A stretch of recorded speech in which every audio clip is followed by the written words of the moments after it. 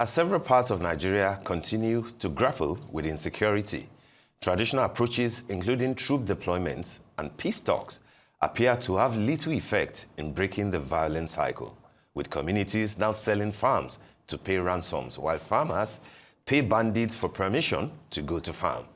In the face of deteriorating situation, security experts advocate shifting to technology-driven solutions, AI surveillance, predictive analytics, drone responses, and digital coordination systems linking security forces with communities.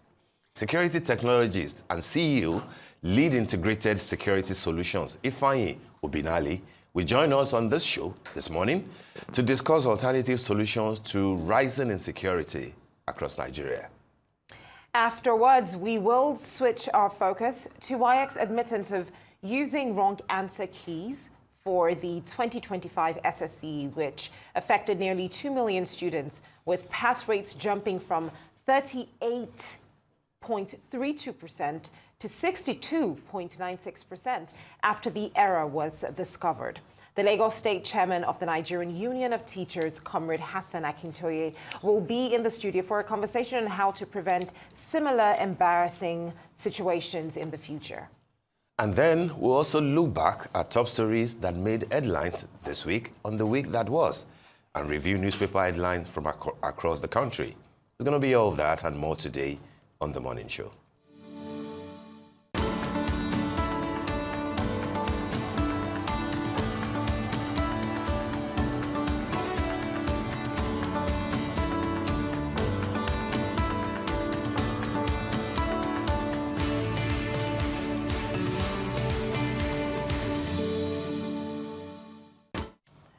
Welcome back to the morning show here on Arise News. Time now for the week that was. Let's take a look at the top stories that made headlines around the globe this week.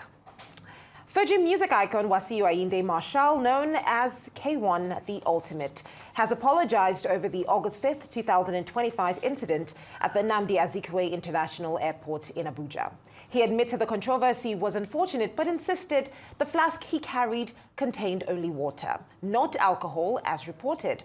The musician, who is a friend to President Bola Tinubu, explained that he suffered from chronic dehydration and always carries a water flask on medical advice. According to him, the flask was empty during the security checks and was only filled at the airport lounge before heading to the tarmac. K1 denied being deboarded, saying CCTV footage could verify his account. He apologized to the presidency, aviation authorities, ValueJet, and Nigerians, stressing that he had no intention of disrupting airport operations or violating protocols. He reaffirmed his patriotism, his decades-long reputation, and his commitment as a cultural ambassador for Nigerian music. My name is Olasukomi Ayinde Marshal, also known as K1 The Ultimate. I am here to make clarification of the incident that happened on the 5th of August 2025 at Nnamdi Azikiwe International Airport local wing, while about to board aircraft from Abuja to Lagos. The incident is highly regrettable because I have contributed the better part of my life in the past 50 years to the growth and development of Nigeria, my country, art and culture, both in and out of the country. I've been a good ambassador of this great nation, in and out, in very many ways. Somebody like me should not be found in such incidents. I accept responsibility and appealing to Mr. President, the country, the Honorable Minister for Aviation, the FAAN, the NCAA, and my fans across the globe to please pardon my behavior. Number one, I passed through 2 checkposts and the content of my cup was screened. Need to say I have any content in the cup. Until I got to the lounge while awaiting the boarding of the aircraft, I pour water in it because of my health situation.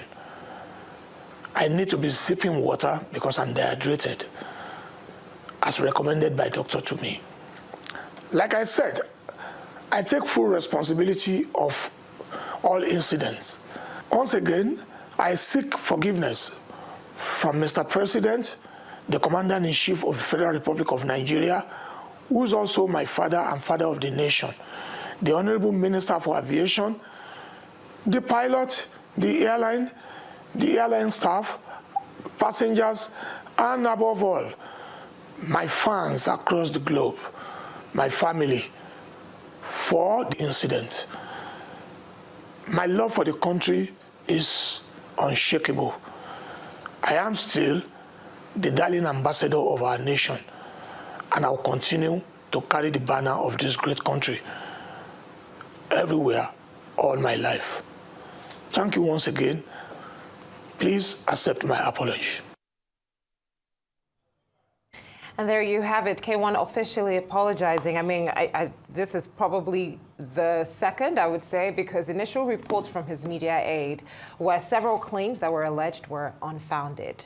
But of course, Nigerians have reacted to this with gross disappointment. And another display of just, do I call this some level of audacity that does not really make any sense, to be very honest. Looking at what happened with the flight, the fact that on the bigger scale, there were people on that flight that had places to be. There's a pilot on that flight whose life now, obviously, has taken a very, very, very different turn simply because one person refused to follow the rules. It's incredibly disappointing. I think what even was more disappointing was the video that went viral when he was speaking on the phone and receiving prayers, from the president. I think that made a bad situation even worse. This apology clearly was advised and he was asked to do so, but the fact still remains that there are a lot of people who move around Nigeria with this seeming I'm untouchable mentality. For reasons best known to them, perhaps their position in the place of the political corridors within Nigeria. They move around with this impression that they're simply untouchable. But, it's just completely disappointing. His apologies, of course, I'm sure Nigerians will accept it, but another day, another clear case of someone who thinks that they are untouchable, actually realizing that sometimes the rule of law in Nigeria works. All right, I think what is very important in what K1 has done is that for those who think that he's too arrogant to apologize, at least he has disappointed them. As bad as his case at the airport on the 5th of August might be, I think that he's trying to turn the matter around by taking responsibility. And I think that he used that word twice in his apology video and press statement. And I think that that's not a bad one on itself. Of course, it doesn't excuse the behavior that he put out on the 5th of August at the Abuja airport. I don't think that the video about the president speaking with him on phone has anything whatsoever to do with this issue of flights. So many videos will be going about because so that video... So you think they just randomly had a conversation? That video was in January of this year when he lost his mom and the president called him. I'm saying that the mere fact that people are now sharing that video... Doesn't mean that it has anything to do with this situation. It's got nothing, absolutely nothing to do with what has happened. And to have referenced it, maybe has to do with the fact that, yes, a lot of people are still angry with K1, which, I mean, everybody would be within their right to be angry. But the issues around what K1 did and all the players involved are still there, because what is clearly obvious is that even with the apology, that might not suffice. Especially because of the pilot. Sorry? Who's been suspended as well. Sorry? I said especially because of the pilot in this situation as well. The pilots were suspended. There were two of them. They were suspended. Their licenses were withdrawn because they were also complicit.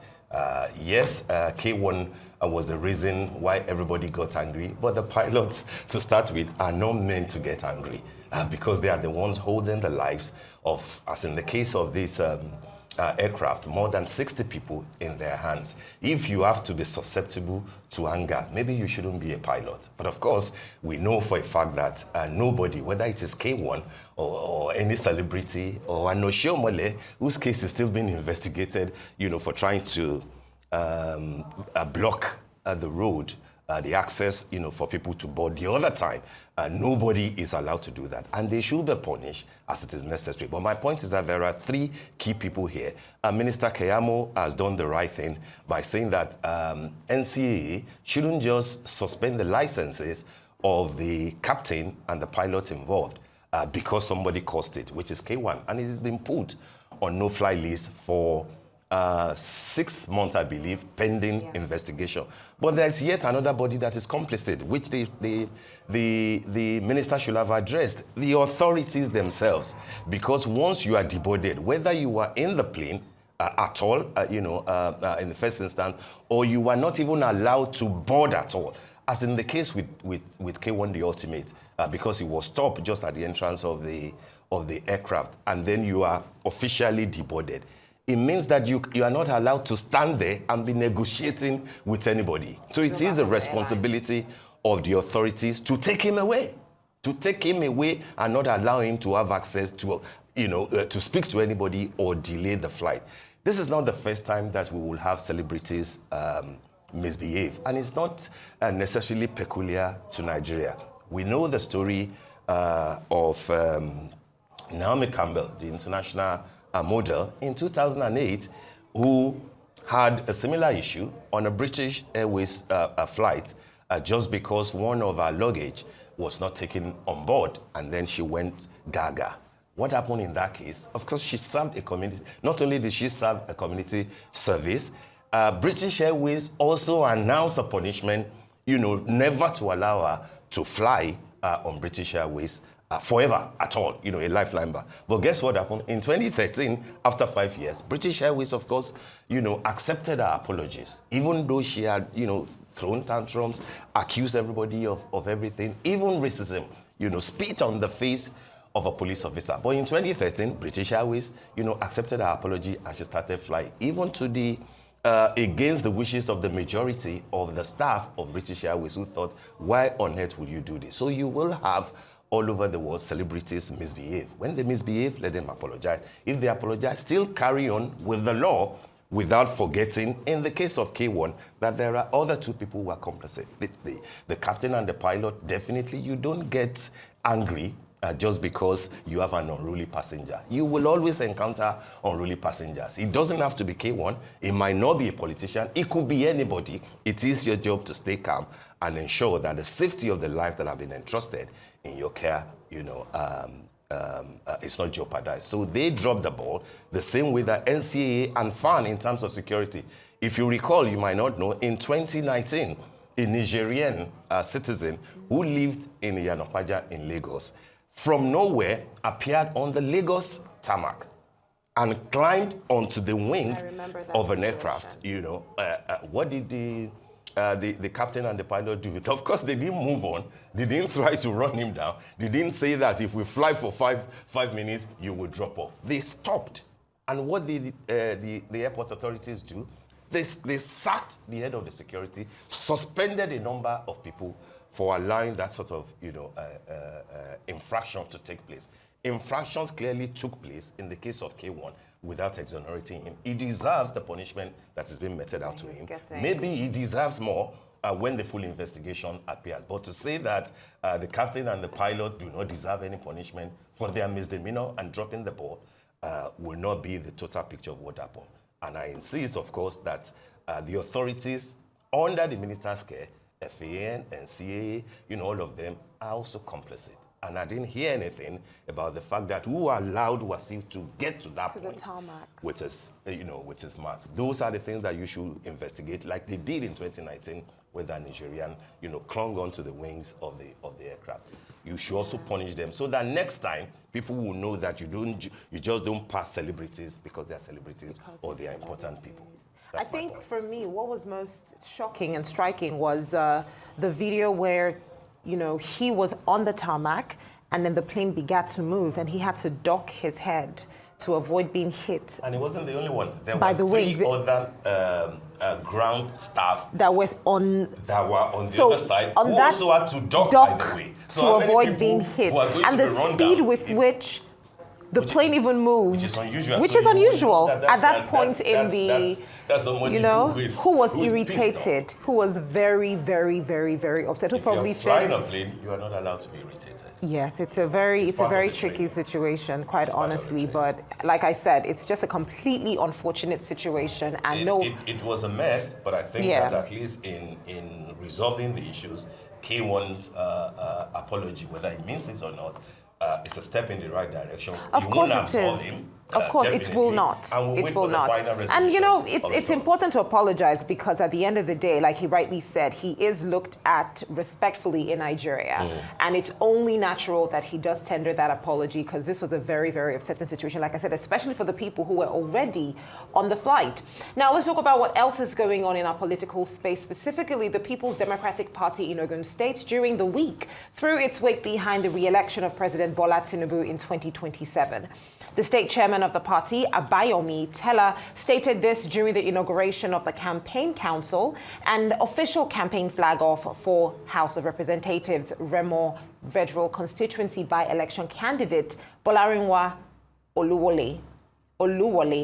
Now scheduled to hold on the 16th of August 2025. Teller hinted that the Southwest PDP has unanimously agreed to support the president's re-election because he is of the Southwest extraction. This comes as the National Working Committee of the PDP warned prominent members of the party who are openly endorsing for President Tinubu's re-election to retrace their steps or face severe sanctions for anti-party activities.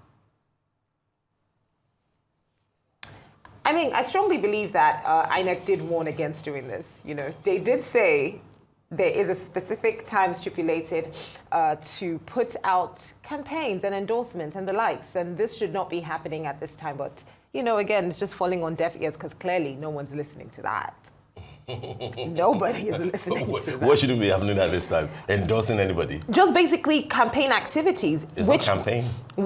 So endorsing the president is what? I support that this person should be president in 2027. That's an endorsement. So you don't think this is an anti-party? For him is campaign. Okay, Steve. Two clearly different. But it is interesting what is happening in Ogun State, you know, which is an APC state. But if you look at the elections of 2023 and even 2019, 2019 brought Governor Dapo Abiodun in as the governor. It was a close election, hotly contested, you know, against the PDP candidate Ladi Adebutu, you know, the son of the billionaire businessman. The same thing repeated itself in 2023. There are many people who will swear by whatever they believe in that maybe Ladi actually won that election, but of course it went all the way to the courts and the tribunal, and Governor Dapo Abiodun, you know, came out triumph. So to now have the same PDP who were close to getting power now saying that they endorse Asiwaju Bola Ahmed Tinubu for a second time, it means, you know, it's looking like the politics, the dynamics is changing. But of course, we will see what happens. Does APC need PDP for Asiwaju to win Ogun State in 2027? I doubt, but then maybe this is part of the strategy that they are working on. All right. We move on. President Bola Ahmed Tinubu during the week expressed deep sorrow over the passing of Dr. Doyin Abiola, renowned journalist, pioneering editor, and former managing director of the defunct Concord Group of newspapers. In his condolence message, the president described Dr. Abiola as a trailblazer who broke barriers as the first woman to edit a national newspaper and lead a major media organization in Nigeria. Beginning her journalism career in 1969 with the Daily Sketch after graduating from the University of Ibadan, Dr. Abiola set enduring standards in press freedom, gender equity, and public service. President Tinubu hailed her as a fearless advocate for democracy who stood firm during the June 12 struggle, using her voice and media platforms to demand justice.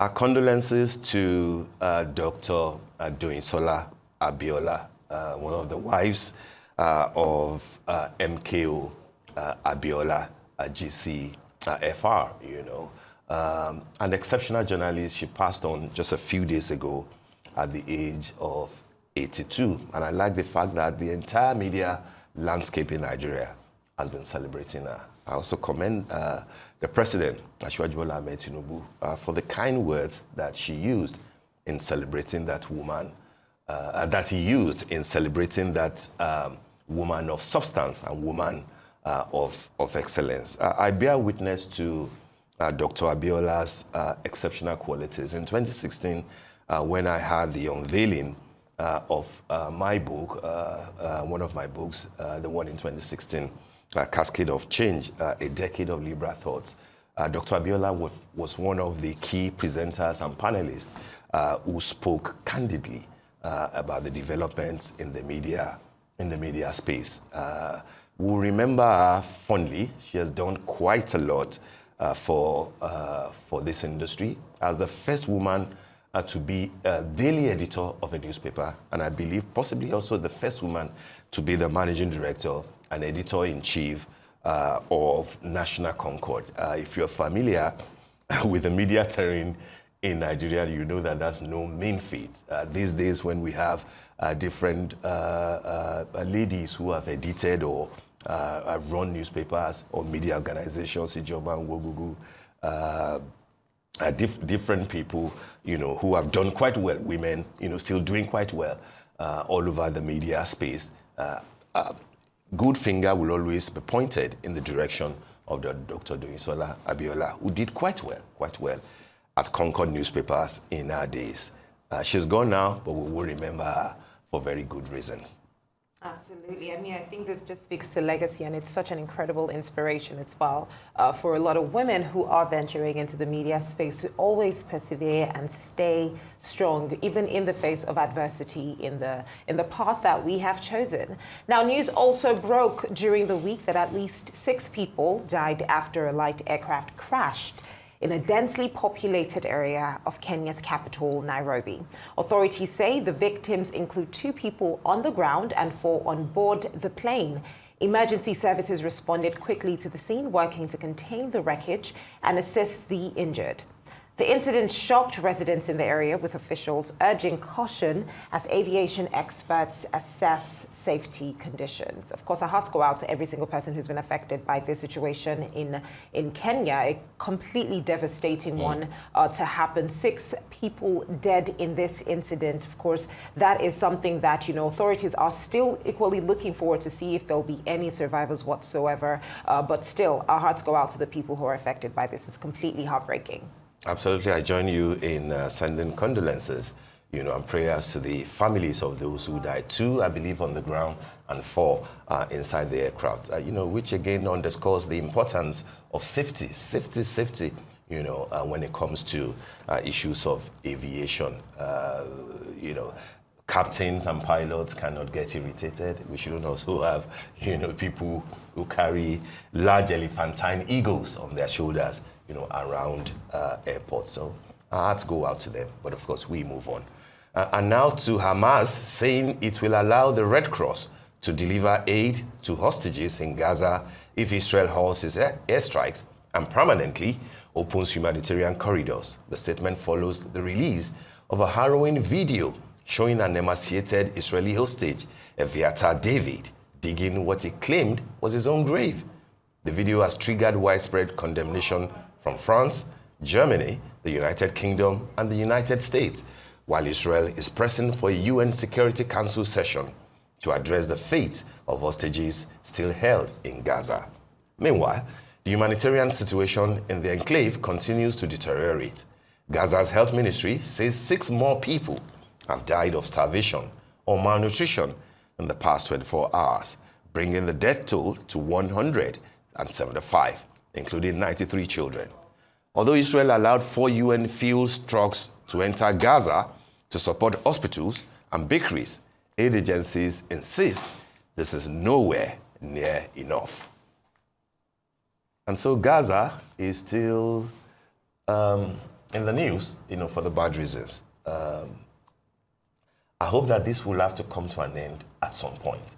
But then we can address the issue of the cause of the Palestine without also addressing, the hostages still being held in Gaza. And look at the case of David, the gentleman who was seen on that video, ostensibly trying to dig his own grave under harrowing conditions. It shows, of course, that maybe both parties are still not willing to let go. If France, if Germany, if the UK are saying that by a certain period in the year, they will ultimately be forced to recognize the Palestinian state as part of the two-state option. But then when we see videos like this, and when we see hardline situations coming from Gaza like this, that might, of course, throw spanners in the work, and it calls for a lot of more in terms of caution, in terms of peace talks, in terms of applying common sense. And of course, in the meanwhile, what will be necessary is to allow aid, bakeries, etc., to come into Gaza so that we don't continue to see this sort of dehumanizing situation that is all pervasive in Gaza. I think it's officially been declared a famine that's currently going on in Gaza right now, where children are unable to get access to food. Just yesterday, there was, one of those aid drops, and a lot of people climbing onto a balcony to see if they can just access it as quickly as possible, and the balcony actually collapsed on top of other people waiting to just get access to food. And in that crowd, you would find children, you would find toddlers. Of course, it's been widely condemned. The UN Security Council as well, having conversations around this. An emergency Security Council meeting was scheduled following Israel's Security Cabinet's approval of a plan to take control of the Gaza city. Of course, this move has been widely criticized. The UN Secretary General Antonio Guterres publicly also criticized this plan and called it a dangerous escalation of these issues, and it's going to pose further risk to the people that are involved in the situation. So it continues to develop, conversations will continue to happen, but I think what's most heartbreaking for people around the world watching this massacre going on right now is the effect it's having on the children, on the people, on the women, on the men that have absolutely nothing to do with this and would just love to live a normal life like every other person. Is completely devastating. The malnutrition is at an alarming rate. Children are starving. A man digging his own grave because he knows that soon enough he will equally succumb to starvation. It's the most inhumane thing that we've seen.